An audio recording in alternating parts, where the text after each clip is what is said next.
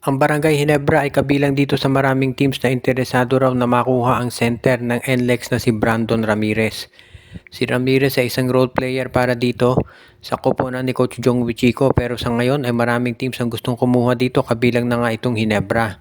Nakikita nila yung kahusay nitong si Ramirez bilang defender at syempre yung kanyang shooting para itong JR Kinyahan.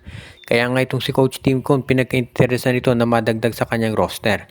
Kung sakasakali na itong si Ramirez ay papayag sa trade, si Ben Adamos ang ibibigay na kapalit ng Ginebra o di kaya si Isa Akgo.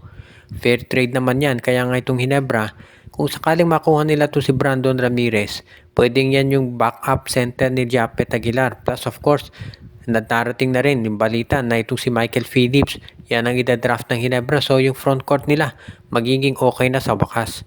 At ito naman si Coach Tim Cone, alam din natin na meron pa yung mga ibang alas na kukunin at idadagdag dito sa lineup ng Ginebra. Pero sa ngayon, mukhang ang prioridad daw ng management ay matapos itong trade na talks nila sa NLEX para makuha na si Brandon Ramirez. Kung ito'y matutuloy, itong si Ramirez talaga yung makikita natin na isa dito sa mga players na po pwedeng maidagdag dito sa Ginebra para naman mabigyan sila ng tinatawag na pampalakas ng roster. Dahil kung ikaw naman ang Ginebra, talagang sisiguraduhin mo na yung bibigyan mo ng line, ang bibigyan mo ang iyong lahat, lalo na at sa totoo lang, yung mga fans ng Ginebra medyo naiinip na at gusto nilang makitang mag-champion ulit yung kanilang team. Lalo na at very disappointing yung mga talo nila sa San Miguel dito sa nakaraang semis at syempre yung sunod-sunod nilang talo sa final sa TNT Tropang 5G.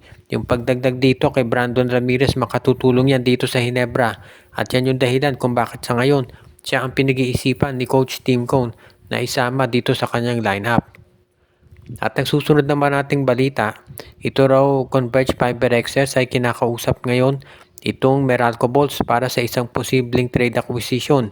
Interesado raw itong Converge na makuha itong si Chris Newsome at baka ang i-offer nilang kapalit ay itong si Archie Concepcion at isang first round draft pick. Ito raw kasing si Newsome nakikita ng Converge na magiging magandang katandem ni Juan Gomez de Leano. At kapag ito'y natuloy, talagang dito matasasabi natin na magiging matindi yung lineup ni Coach Delta Pineda. At hindi rin naman biro yung magiging tambalan ni Newsome at De Leano, plus may Stockton at Winston ka pa.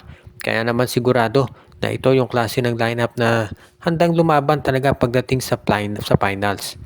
Kung meron kang Abueva, Arana, Baltasar, Stockton, De Leano, Winston at Newsome, hindi lang pang finals yan, pang championship.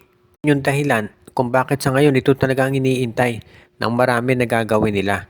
Ngayon, kung itong si Coach Luigi Trillo pumayag sa trade na yan, hindi lang siguro si Archie Concepcion ang magiging kapalit nitong si Justin, nitong si Chris Newsome. Baka hingan pa nila ng first round draft pick yan. Kung ano man yung magiging kapalit, sa tingin ko magiging, kung ikaw si Delta Pineda, dapat pumayag ka na. Lalo na alam naman natin na hindi biro yung kalidad ng mga players na nandito sa Meralco ngayon at pati na sa Converge. Kung madadagdag mo si Chris Newsome sa lineup mo, wala na akong nakikita problema kung ba't hindi magcha-champion itong Converge Fiber Xers.